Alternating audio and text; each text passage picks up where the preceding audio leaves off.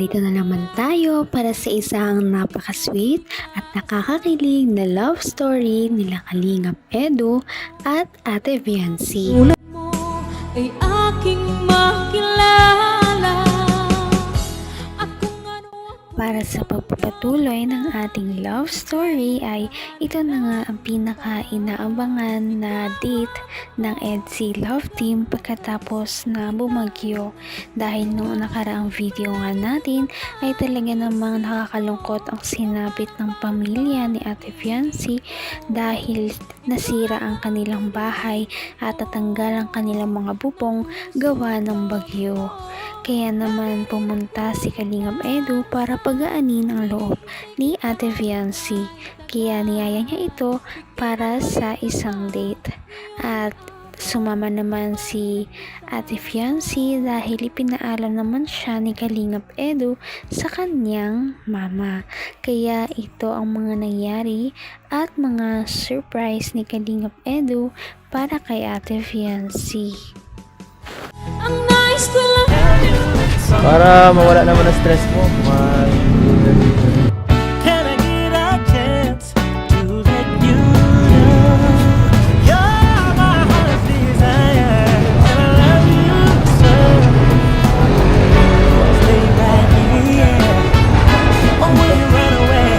wow, ganda dito ah. First time ko dito. Dinadaanan natin to. Araw-araw dinadaanan. Boss, gandang araw po. Shoutout po. Team Kalingap. Shoutout po. Team Kalingap. May swimming pool pa bro. Pwede mag-swimming dyan kuya? Alam po. Ang ganda dito. Dito na lang tayo. Dito na lang tayo mag-date. Pahinga ka muna. At alam kong na-stress ka nitong mga nakarang araw sa Baguio. Sige, salamat.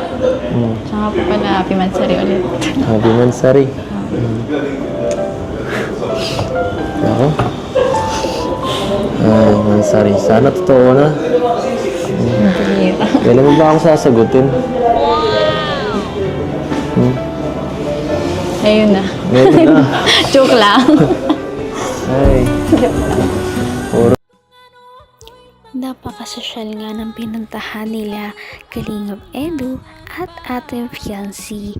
Talagang special ang date na ito ngayong araw dahil gusto niya talagang pagaanin ang loob ni Ate Viancy para naman ito ay sumigla at sumaya naman ulit. At ito na nga ang kasunod na nangyari sa kanilang date. Hindi. Kailan mo ba akong sasagutin? Ayun na. Ngayon na. Joke lang. Ay. Joke lang.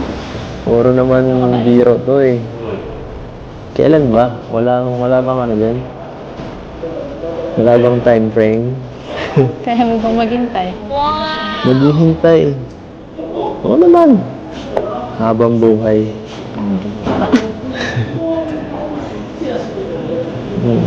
Wala ka nang tiwala sa akin? Okay.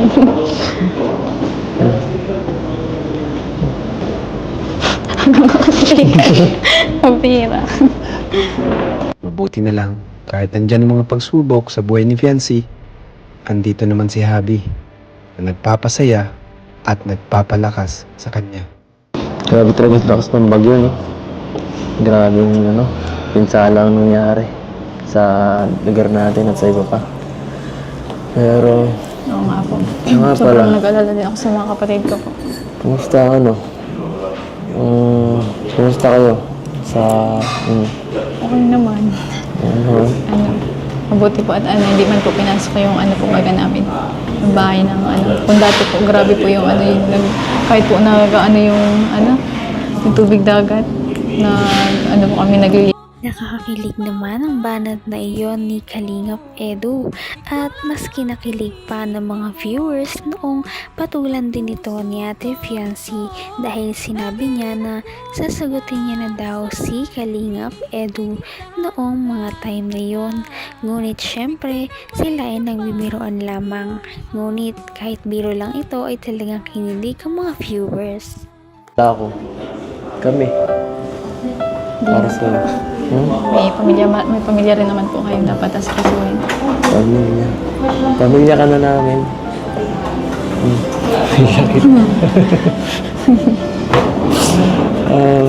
Kaya mo. Pag natapos yung bahay nyo, sigurado, hindi nyo na mararanasan yun. Kasi magandang, matibay yun. Kaya nga po, Safe na kayo dun. salamat. Hindi na ako mag-aalala. Thank you din po sa mga nag-sponsor kasi yan. Malapit-lapit na rin po mga ano dito. Grabe Thank talaga. Pinag-alala ko ng bagyong to. Makakainis. Kuntikan ka pang mapahamak. Ay. Susuuin ko na sana eh. Ngayon, pinigilan ako ni Dr. Lab. Hindi naman na po kailangan. Bakit naman? Ano hindi kailangan? May pamilya rin naman po kayong dapat pagtuunan ng pansin. Tsaka, kaya-kaya po Mahalaga namin. ka naman eh. Basta po magkakasama kaming pamilya. Kaya namin nagpasan ng mga pagsubok. Natin. Nakalimutan mo yata. Tama talaga si Kalingap Edu dahil yun na nga lang ang hinahantay ng pamilya ni Ate Fiancy, ang magawa na ang kanilang bagong bahay para naman sila ay makalipat na at hindi na sila mag-aalala kahit may mga bagyo pang dumating sa kanila dahil sila ay mas magiging safe na doon sa kanilang bagong bahay. Kaya naman sana ay matapos na rin talaga ito para makalipat na sila.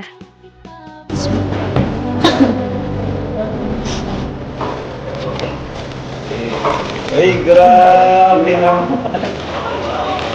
Mera. Ako yung magsari. Kaya po. Ay, may gate. Grabe. Grabe, ang dami agad. Ay, mga... Oo. Ay, bulong lang yan. Sige, bulong na yan. Galing mo natin. Ay, salamat po, kuya. Salamat. Sa lahat ng nagbigay nito, salamat po. Ang sponsor. Thank you po. Ng ating Grabe, may nalo pala kayo. Thank Pwede you. pa namang mawalan. Kahit pa nag-aano dito, nagkakagulo na.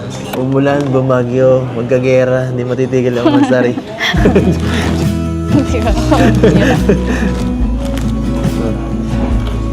Happy na ang bet. Happy na ang baby. Gusto mo bang tingnan ang mga laman nito? Mamaya na lang po. Kain na po muna tayo. Sige. Para alam na ng chat mo dyan. Gutom ka na yata eh. Kanina ka pa. Namamayat ka na talaga. Kaya thank you po. Nakita ko na talaga ang ano mo. Buto mo sa leeg. Sobra talaga ang pagpapahalaga ni Kalingap Edu kay Ate Fiancy at sa kanilang relasyong dalawa kahit hindi pa man din sila mag-on.